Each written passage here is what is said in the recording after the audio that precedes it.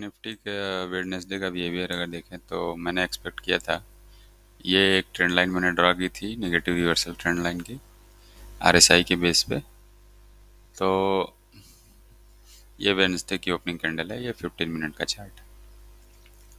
मैंने एक्सपेक्ट किया था कि प्राइस अगर ये मैंने बनाया था कि अगर प्राइस इसको ब्रेकआउट देता है और इस लेवल पे रिटेस्ट करता है और कहीं एक प्रीवियस हाई को ब्रेक करके एक सपोर्ट लेता है तो एक बुलिश बिहेवियर हो जाएगा प्राइस का, तो फिर मैं बाय अपॉर्चुनिटी देख सकता हूँ।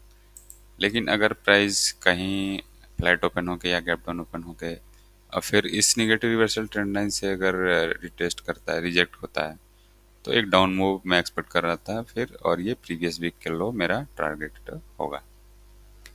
तो प्राइस ने ऐसा किया कि ट्रैप किया पहले। 5 मिनट के चार्ट पे अगर देखें तो ये एक ट्रेंड लाइन मैंने ड्रॉ कर रखी थी और ये ओपनिंग कैंडल है।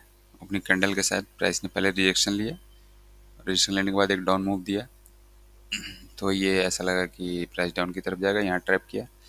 फिर यहाँ से ब्रेकआउट लिया इस ट्रेंड लाइन का और ऐसा लगा फिर कि अप मूवमेंट आएगा प्राइस में, लेकिन फिर ये फेल हुआ।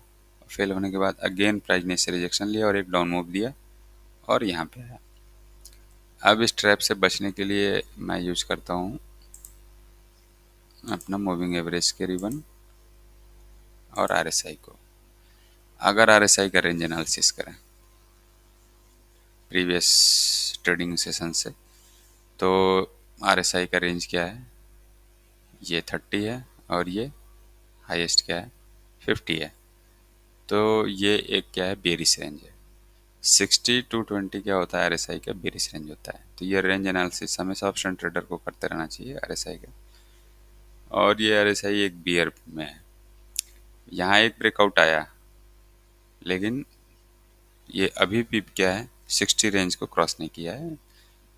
5 मिनट का time frame lower time frame होता है, तो यहाँ पे आरएसआई का रेंज चेंज होने के लिए एटलीस्ट 60 लेवल को क्रॉस करे और आरएसआई फिर इस पे सपोर्ट लेने लगे तो एक अप ट्रेंड कंसिडर कर सकते हैं।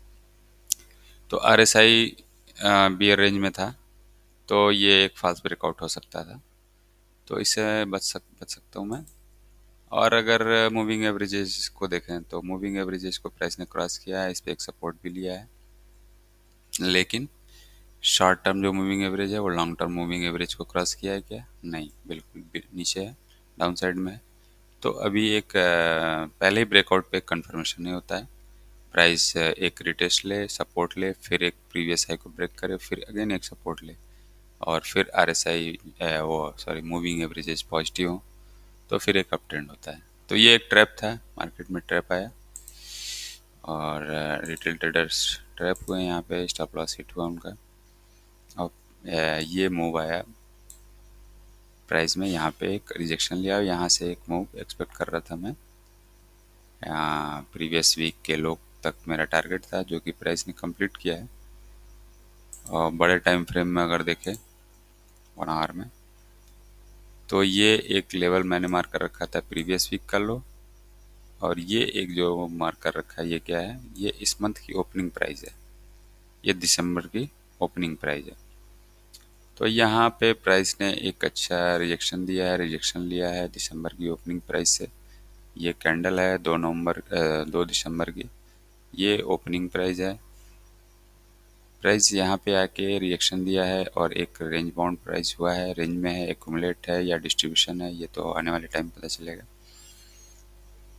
लेकिन अगर इस निगेटिव रिवर्सल ट्रेंड लाइन को हम एक्सटेंड करें, इससे अगर एक्सटेंड करते हैं तो इस निगेटिव रिवर्सल ट्रेंड लाइन के प्राइस जो है क्रॉस कर चुका है, अबव है। तो अगर प्राइस गैप अप ओपन हो और रिटेस्ट करे और कुछ इस तरह का सीन बने, प्रीवियस हाई को ब्रेक करे, सपोर्ट ले और ऐसा कुछ बना, तो एक बाइंग अपॉर्चुनिटी हो सकती है, लेकिन ये ऐसा पॉसिबल नहीं लगता है। चूँकि प्राइस ने अपने डिस्काउंट जोन को ब्रेक कर चुका है, चीप जोन से ब्रेक हो चुका है, लेवल ब्रेक हो चुका है, तो एक बहुत ही अच्छा खासा गैप अप ओपनिंग चाहिए अप ट्रेंड में आया प्राइस को फिर से आने के लिए। अगर प्राइस फ्लैट ओपन होके और नीचे की तरफ ट्रेड करता है या गैप डाउन ओपन होता है और इस लेवल को ब्रेक करता है और ब्रेक करके इससे रिजेक्शन लेता है, तो एक सेल अपॉर्चुनिटी मैं देखूंगा। और ये टारगेट क्या होगा मेरा, ये एक लो कंसिडर किया है मैंने, मार्क कर रखा है, ये टारगेट हो सकता है प्राइस का।